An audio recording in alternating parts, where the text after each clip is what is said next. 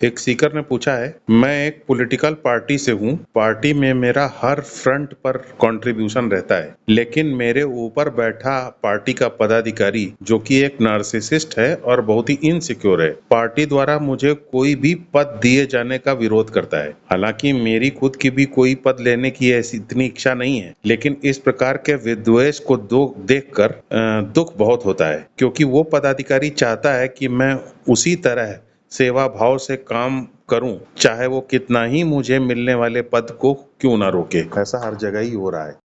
Corporate world में भी ऐसा ही होता है, ऑर्गेनाइजेशंस में ऐसा ही होता है, पॉलिटिकल पार्टीज भी ऐसा ही होता है। तो अब थोड़ा सा हमें लोगों की साइकोलॉजी को भी समझना होगा। एक्चुअली वो जब आपकी स्टेटस उसकी आपको पद मिलेगा तो उसकी स्टेटस वैसी नहीं रह जाएगी जैसे कि आज है। उसकी स्टेटस थोड़ी की धूमिल होगी, थोड़ा कम होगी, तो उसका आपके ऊपर कंट्रोल कम होगा। तो इससे कल्पना करता है वो, इस कल्पना से कि कहीं उसका स्टेटस नीचे ना गिर जाए, कहीं उसकी अपीयरेंस धूमिल ना हो जाए, इसलिए आपके पद का विरोध करता है। और साथ ही साथ वो ये भी जानता है कि आपको मजबूर भी करता है कि आप उसी सेवा भाव से काम करते रहें। पद भले ही ना मिले आपको, लेकिन उसी सेवा भाव से आप काम करते रहें, क्योंकि पद ना मिलने की वजह से तो वैसे ही आप कमजोर पड़ गए, तो दबाव डाल करके भी आपको उसी सेवा भाव से काम करवाना चाहता है। इनफैक्ट वो कंट्रोल करना चाहता है। कंट्रोल तभी होगा जब आप थोड़ा वल्नरेबल और कमजोर रहें। तो बेसिकली वो आपको कंट्रोल करना चाहता है ताकि वो अपनी ग्रोथ के नैरेटिव के हिसाब से चीजों को चला सके। ये इसकी बेसिक साइकोलॉजी है। लेकिन इस तरीके के लोग इतनी बात नहीं समझते हैं कि किसी भी व्यक्ति को अगर कोई पद मिलता है तो वो अपने लिए काम करता है, उसका थोड़ा सा उससे भला हो जाता है। जब कोई व्यक्ति अपने लिए काम करता है तो नेसेसरली किसी दूसरे का नुकसान थोड़ी करता है। जैसे वो व्यक्ति अपने लिए काम कर रहा है, वैसे ही आप अपने लिए काम कर रहे हैं। तो इतनी चीज को अगर हम समझ जाएं तो हम दूसरे को अकोमोडेट कर लेंगे। लेकिन लोग सोचते हैं सिर्फ मैं ही अपने पर्सपेक्टिव से काम करूं, दूसरे लोग ना कर पाए, ताकि वो स्मूथली हमेशा अपने पर्सपेक्टिव के साथ काम करते रहें। जबकि ऐसा होता नहीं है, क्योंकि ईश्वर ने सबको सबको किस्मत दी है, सबका काम चलता रहता है, लेकिन लोग ये बात समझ नहीं पाते। अब महत्वपूर्ण बात यह है कि ऐसी परिस्थिति में आप क्या करें। देखिए, ऐसी परिस्थिति में सबसे पहली बात तो यह है कि आप अपने इन्फ्लुएंस को बनाए रखें। जिस सेवा भाव से आप काम कर रहे हैं वो सेवा भाव से काम करते रहें। जैसे कि एक सेना का अधिकारी होता है, वो युद्ध में जाता है, तो युद्ध में परिस्थिति चाहे कितनी भी विपरीत क्यों ना हो जाए, उसकी हमेशा कोशिश यही रहती है कि जो टेरिटरीज उसके हाथ में है वो कम से कम जो उसके कंट्रोल में है वो बाहर ना जाने पाए। वैसे ही चाहे वो पदाधिकारी कितना ही आपका विरोध क्यों ना कर रहा हो, कितना ही आपके खिलाफ मैनिपुलेशन क्यों ना कर रहा हो, आप ज्यादा उस रिएक्ट ना कीजिए उसके प्रति। आप वैसे ही सेवा भाव से कंट्रोल आप अपना कंट्रीब्यूट करते रहिए। याद रखिए, आपको अपने एफर्ट्स अपने एफर्ट्स करने हैं। आपको आपके लिए आप क्या एफर्ट करते हैं ये महत्वपूर्ण है। जैसे श्रीमद् भागवत गीता में श्री कृष्ण भगवान ने कहा है ना कि आपका अपना कर्म आपके हाथ में, तो वैसे ही आपका कर्म अपने हाथ में। आप अपना सिर्फ कर्म कीजिए और आप ज्यादा उसके ऊपर ध्यान ना दीजिए, ना ही आप उसका कोई तिरस्कार कीजिए, ना कोई शिकायत कीजिए। आप बस जैसे काम कर रहे हैं वैसे आप काम करते रहिए। तो ये तो है एक पहलू। जब ये डिसाइडेड हो गया कि हम वैसे ही काम करते रहेंगे सेवा भाव से जैसे कि हम कर रहे हैं, तो बस अब हम सेकेंड स्टेज में आएंगे। वो सेकेंड स्टेज ये है कि हम थोड़ा सा अपने दुख को इन्वेस्टिगेट करें। याद रखिए, आपको अपने दुख को इन्वेस्टिगेट करना बहुत जरूरी है, क्योंकि दुख को इन्वेस्टिगेट करके हम अपने दुख को दूर कर सकते हैं। अपनी इमोशनल एनर्जी जो हमारे दुख में इन्वेस्ट हो रही है उसको फिर से लौटा सकते हैं अपने काम में, और इससे जीवन भी हमको ग्रोथ देता है। तो इसलिए पहले हम इसको इन्वेस्टिगेट करेंगे। याद रखिए, हमारे मनोभाव बदलते रहते हैं। जैसे कि ये भी एक मनोभाव है। आपने अपने प्रश्न में ही ये बात लिखा कि अब मेरा कोई इतना मन नहीं करता कि मैं कोई पद लूं। हालांकि वो विरोध करता रहता है, लेकिन उसके बावजूद भी आपका खुद का मन नहीं करता कि आप कोई थोड़ा वैराग्य भाव है कि आप कोई पद लें। अंदर से आपके अंदर ऐसी कोई इच्छा नहीं है, आप तो सिर्फ सेवा भाव से कंट्रीब्यूट करना चाहते हैं। तो याद रखिए, बहुत इंपॉर्टेंट बात है। इसका मतलब आपका मनोभाव ऐसा है क्यों? मनोभाव के अंदर कोई पद लेने की वैसी इच्छा नहीं है। मनोभाव का मतलब क्या होता है? मनोभाव का मतलब है आपका ईगो। आपका ईगो जो पद से जुड़ा हुआ ईगो है, वो कोई नया पद नहीं प्राप्त करने की उसके अंदर इच्छा है। यानी वो ईगो बाहर से सपोर्ट नहीं करना चाहता, वो ईगो बाहर से कोई सपोर्ट नहीं लेना चाहता, बल्कि आपका जो रियल सेल्फ है उसी के सपोर्ट से खुश है, वो उसी से प्राप्त हैप्पीनेस से खुश है, जैसी आपकी स्थिति है उसी से खुश है। तो ये एक मनोभाव है, यानी ये एक ईगो है, यानी एक आई है। याद रखिए, ये जो मनोभाव या ईगो होता है ये हमेशा बदलता रहता है, क्षण प्रतिक्षण ये ईगो बदलता रहता है। जैसे आप अपने ही केस में देखिए, आपका पद लेने की तो कोई इच्छा नहीं है, लेकिन फिर भी दुख बहुत है। तो किस चीज का दुख है? दुख आपका बेसिकली ये है कि आपको पहचान नहीं मिल रही है, आपको रिकॉग्निशन नहीं मिल रही है। दुख आपका ये है कि आपके साथ न्याय नहीं हो रहा है। पद की इच्छा नहीं है आपके अंदर, लेकिन आपको दुख ये है कि आपको न्याय नहीं मिल रहा है। आपका दुख ये है कि आपको फेयर ट्रीटमेंट नहीं मिल रहा है। तो ये मनोभाव कि मुझे पद नहीं मिलेगा तो ठीक है, पद नहीं मिल रहा है, ये आपकी प्रॉब्लम नहीं है। एम्बिशन आपकी प्रॉब्लम नहीं है। आपका ऐसा ईगो जो एम्बिशन से जुड़ा हुआ है, यानी ऐसा आई जो कि एम्बिशन से जुड़ा है, वो आपकी प्रॉब्लम नहीं है। आपका वो ईगो या वो आई या वो मनोभाव जो कि जस्टिस से जुड़ा हुआ है, फेयर ट्रीटमेंट से जुड़ा हुआ है, ये आपकी प्रॉब्लम है। आपका वो मनोभाव जो आपकी रिकॉग्निशन या आपकी पहचान से जुड़ा हुआ है, वो आपके लिए प्रॉब्लमेटिक है। तो जैसे ही आपके ये सब मनोभाव आते हैं, यानी जस्टिस, रिकॉग्निशन, फेयर ट्रीटमेंट, वैसे ही आप दुख में डूब जाते हैं। और आपका जो ईगो या आई है, ये तीनों आई बाहर से सपोर्ट लेकर के अपने आप को स्ट्रांग बनाना चाहते हैं, रिप्लेनिश करना चाहते हैं। इसी को कहते हैं हम अटैचमेंट। तो यही अटैचमेंट को थोड़ा सा हम समझ लेंगे आज। तो जब हम इसी अटैचमेंट की वजह से हमें दुख होता है। यही हमारा मनोभाव या ईगो, फेयर ट्रीटमेंट चाहने वाला ईगो, जस्टिस चाहने वाला ईगो, रिकॉग्निशन चाहने वाला ईगो, एम्बिशन चाहने वाला ईगो, यही ईगो जब टकराते हैं जिंदगी से तो दुख पैदा होता है।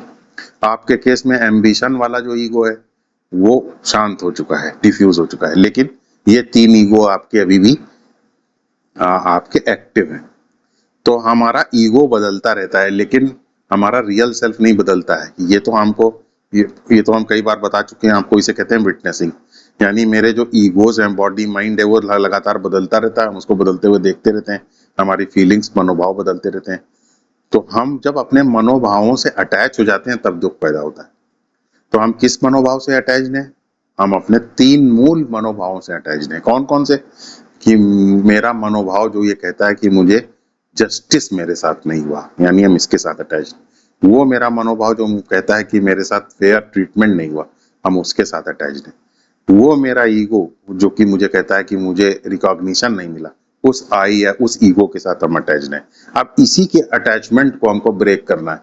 जैसे ही हम इसके अटैचमेंट को ब्रेक कर लेंगे, हम तुरंत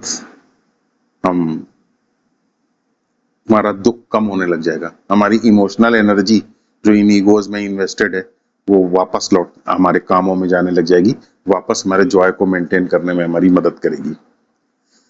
तो जब हम ये कहते हैं कि मेरा ईगो फुलफिल्ड नहीं है या हम अटैच्ड हैं इस ईगो से, तो इसका मतलब क्या होता है? देखिए, सबसे पहले हमें ये समझना होगा कि हमारा माइंड कैसे काम करता है। हमारे अंदर हम एफर्ट्स कर रहे हैं। आप जैसे आपने लिखा कि आप सेवा भाव से काम कर रहे हैं, तो आपने सेवा भाव से काम किया। अब आपका माइंड कैसे वर्क कर रहा है? आप एक सिंपल इमेजिनेशन आपके अंदर चल रही है, ओवर सिंप्लीफाइड इमेजिनेशन चल रही है। वो ओवर सिंप्लीफाइड इमेजिनेशन आपको क्या बता रही है? मैंने सेवा भाव से काम किया। सेवा भाव से काम करने के बदले मेरा इन्फ्लुएंस या प्रभाव बढ़ना चाहिए। मेरा प्रभाव बढ़ने के साथ साथ मेरे अंदर एक अथॉरिटी आना चाहिए। तो ये इमेजिनेशन के चलने का काम तरीका है। तो आपकी इमेजिनेशन नए नए ईगोज आपके अंदर लेके आती, नए नए आईज आपके अंदर लेके आती। तो आपकी ये इमेजिनेशन चल रही, कैसे इमेजिनेशन चल रही है? मैं फिर से रिपीट कर दे रहा हूँ। इमेजिनेशन चल रही कि मैंने एफर्ट्स किया है, सेवा भाव से काम किया, इसलिए मेरा प्रभाव बढ़ना चाहिए, इन्फ्लुएंस बढ़ना चाहिए, इसलिए मुझे अथॉरिटी मिलनी चाहिए। ये ओवर सिंप्लीफाइड इमेजिनेशन है जो आपके दिमाग में चल रही है, और इसी वजह से नए नए ईगोज आ रहे हैं आपके अंदर। क्यों? क्योंकि आपकी ये इमेजिनेशन टकरा रही है, जिंदगी से फुलफिल नहीं हो पा रही है, तो ईगोज आपके अंदर आ रहे हैं। किस तरीके के ईगोज आ रहे हैं? बार बार दुख पैदा करने वाले हर्ट ईगोज आ रहे हैं। कौन से ईगो? कि मेरे साथ फेयर ट्रीटमेंट नहीं हुआ, फेयर ट्रीटमेंट वाला हर्ट ईगो, रिकॉग्निशन ना मिलने वाला हर्ट ईगो, जस्टिस ना मिलने वाला हर्ट ईगो। ये बार बार हर्ट ईगोज आकर के इसी इमेजिनेशन के परिणाम स्वरूप आकर के आपको दुख दे रहे हैं। इसी को कहते हैं मैकेनिकल होना।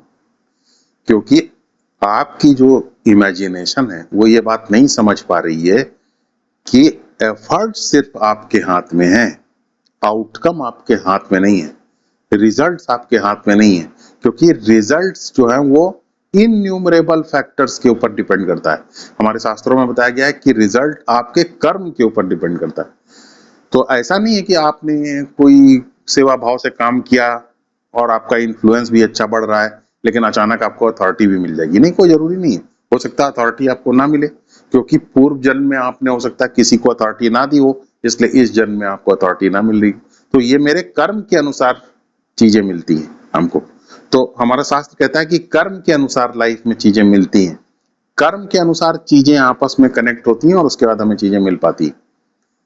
तो इन्फिनिट फैक्टर्स काम करते हैं, अनंत फैक्टर्स काम करते हैं, तब हमें कोई चीज मिलती है।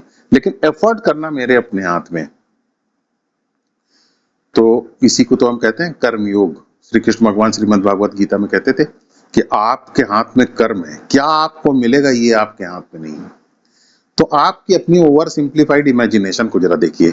आप आपकी इमेजिनेशन जब चलती है तो कर्म के सिद्धांत को ध्यान में रख करके नहीं चलती, वो एक नेचुरल कॉज एंड इफेक्ट के हिसाब से चलती है कि मैंने सेवा भाव से काम किया तो मेरा इन्फ्लुएंस बढ़ना चाहिए, मेरा इन्फ्लुएंस बढ़ना चाहिए तो मुझे अथॉरिटी मिलनी चाहिए, मुझे अथॉरिटी मिलनी चाहिए तो सब लोगों को मेरी बात माननी चाहिए। ये लीनियर लॉजिक के हिसाब से चलती है, जबकि लाइफ लीनियर लॉजिक के हिसाब से नहीं चलता है। लाइफ आइडियल नहीं है, लाइफ रियल है।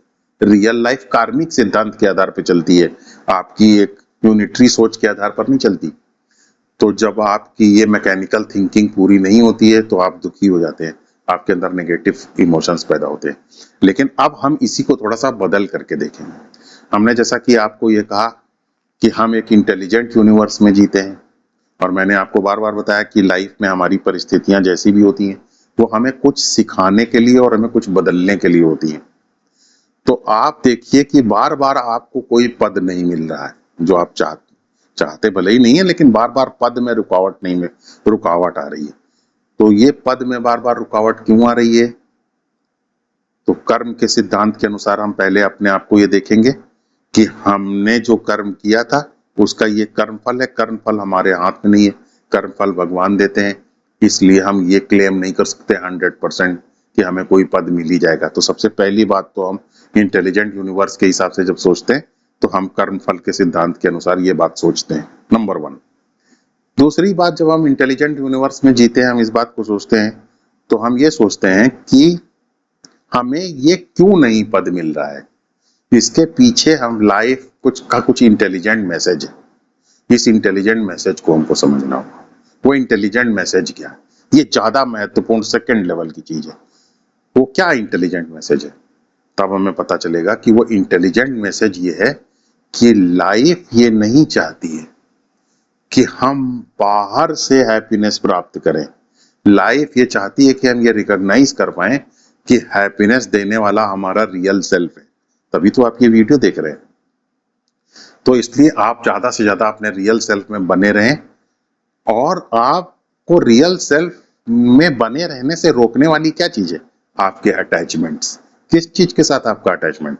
आपके ईगोस के साथ होने वाला आपका अटैचमेंट। कौन कौन से ईगोज आपके केस में?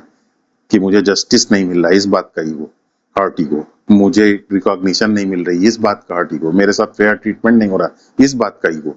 तो इन सारे अटैचमेंट से अब आपको डिटैच होना है। कैसे डिटैच होंगे हम ये मान करके चलेंगे कि हम एक इंटेलिजेंट यूनिवर्स में जी रहे हैं। पद जो है कोई अल्टीमेट रियलिटी नहीं है, पद एक मीन्स टू एन एंड है। और पद के डिनायल से हमको एक मैसेज मिल रहा है। वो मैसेज पद से ज्यादा बड़ा है। वो मैसेज क्या है कि हमको जैसे एम्बिशन के प्रति हमारा अंदर स्थिरता आ गई है, कोई झुकाव बाहर की तरफ नहीं है, वैसे ही हमें फेयर ट्रीटमेंट को भी लाइटली लेना होगा, अनफेयर ट्रीटमेंट को भी हमें इग्नोर करना होगा, लेट गो करना होगा। वैसे ही हमें जस्टिस ना मिलने को भी लेट गो करना होगा, वैसे ही हमें रिकॉग्निशन ना मिलने को भी लेट गो करना होगा। तो इस तरीके से जब हम इसको इग्नोर कर देते हैं और ध्यान नहीं देते हैं और उसके बावजूद अपने रियल सेल्फ में बने रहते हैं, तो इसका मतलब हमने अब डिटैचमेंट हमारे अंदर हो गया। इस डिटैचमेंट के साथ हम अपनी विटनेसिंग में रहते हैं। ये इसका मतलब हमने लाइफ के द्वारा सिचुएशंस को क्रिएट करके जो डिटैचमेंट के लिए यानी अटैचमेंट को ब्रेक करने के लिए जिन ईगोज से अटैचमेंट ब्रेक करने के लिए हमें मैसेज दिया गया था, उस मैसेज को हमने पकड़ लिया और उसके बाद उन ईगोज को, उन मनोभावों को, उन हर्ट ईगोज को मैंने डिफ्यूज कर दिया, उसको लेट गो कर दिया, उसे इग्नोर कर दिया और अपने रियल सेल्फ में मैं बनाऊं। याद रखिए, जीवन अगर बार बार कोई चीज रोक रहा है आपके लिए, तो उसके रोकने के पीछे एक मैसेज है। वो आपको कुछ मैसेज देना चाहता है। वो ये नहीं चाहता कि आपके ईगो के लिए आपके ईगो के लिए प्रसन्न होने का दो तरीका है। या तो आपका ईगो, हर्ट ईगो जो है, बाहर जाए और उस पदाधिकारी की पिटाई कर दे, जिसने उसको न्यूट्रलाइज कर दे, मरवा दे उसको, जो आपके पद को रोक रहा है, और इस तरीके से पद को जबरदस्ती हासिल कर ले। तो ये एक तरीका हैप्पीनेस को प्राप्त करने का है। दूसरा तरीका है ये कि आप उस हर्ट ईगो से अपने अटैचमेंट को हटाइए, रिकॉग्निशन के हर्ट ईगो से अपने अटैचमेंट को हटाइए, फेयर ट्रीटमेंट की एक्सपेक्टेशन को रोकिए, रिकॉग्निशन की अपनी डिजायर को रोकिए, और आप जस्टिस की अपनी डिजायर को रोकिए। कि आप ये मत समझिए कि इस दुनिया में हमेशा जस्टिस मिलेगा, जस्टिस ना मिलने पे भी विचलित ना होइए, एटलीस्ट अंदर से। तो इस प्रकार आप डिसआइडेंटिफाई करके अपने आप को डिटैच करने का मैसेज लाइफ आपको दे रही है। ये मैसेज आप पकड़ लीजिए। जैसे ही आप ये मैसेज पकड़ते हैं, तो याद रखिए, लाइफ के लिए पद को रोकना जरूरी नहीं होता, क्योंकि आपके अटैचमेंट्स को ही ब्रेक करना लाइफ का मेन एम है। उसके बाद फ्रीडम और हैप्पीनेस और अबंडेंस तो आपके रियल सेल्फ से आपको लगातार मिलती ही रहती है। तो आप पाएंगे कि जिस दिन अटैचमेंट ब्रेक कर देंगे, किस किस चीज से, पद से अटैचमेंट को ब्रेक कर देंगे, रिकॉग्निशन से अटैचमेंट को ब्रेक कर देंगे, पहचान मिले मुझे, सब पहचाने, इज्जत दें, इससे अपने अटैचमेंट को ब्रेक कर देंगे, अपनी फेयर ट्रीटमेंट और जस्टिस से अपने अटैचमेंट को ब्रेक कर देंगे, अथॉरिटी पाने के अपने अटैचमेंट को दूर से दूर अपने आप को दूर कर देंगे। उसी दिन अचानक आपके पास अथॉरिटी, इन्फ्लुएंस, पावर सब आना शुरू हो जाएगी। अथॉरिटी, इन्फ्लुएंस तो आपके सब आना ही चाहता है आपके पास। तो रुकावट सिर्फ इसी बात की है, क्योंकि जिंदगी आपके अटैचमेंट को ब्रेक करने का मैसेज आपको दे रही है। तो उस मैसेज को बस हमें पकड़ लेना है। तो डिटैचमेंट के प्रिंसिपल को हमें ठीक से समझना होगा। जब हम कहते हैं कि हम किसी चीज से डिटैच्ड हैं, किसी इवेंट से डिटैच्ड हैं या किसी इवेंट से अटैच्ड हैं, तो उसका दूसरे परिप्रेक्ष्य में अगर मैं बात करूं तो क्या मतलब होता है। आप किसी इवेंट की या किसी सिचुएशन की या किसी घटना की ओनरशिप ले लेते हैं जब आप अटैच्ड होते हैं। जैसे कि आपको कोई पद नहीं मिला, तो आपने क्या किया, उस पद की, आपने उस इवेंट की जिसने आपको पद नहीं दिया है, उसकी ओनरशिप ले लिया आपने और उसको गाली देने लग गए। इस प्रकार आपने उसको ओनरशिप ले लिया। इस तरीके से बाहरी इवेंट की ओनरशिप ले लेना, ये होना अटैच्ड होना है। लेकिन उस ओनरशिप को त्याग देना, उसे कहते हैं डिटैच होना। तो कैसे ओनरशिप को त्यागेंगे?